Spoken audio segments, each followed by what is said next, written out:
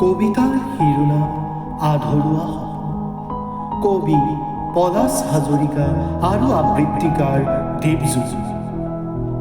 বুকুত লৈ ফুৰা এটা আধৰুৱা সপোন।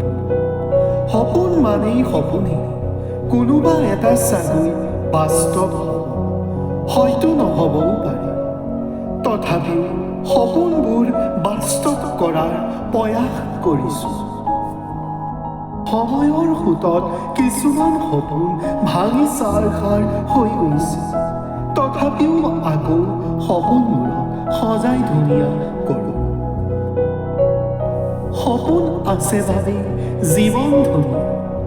সপোনবোৰ বাস্তৱ হ'ব লাগিব বুলিয়েইতো কোনো কথা নাই। সপোন দেখাৰো এটা মাদকতা আছে।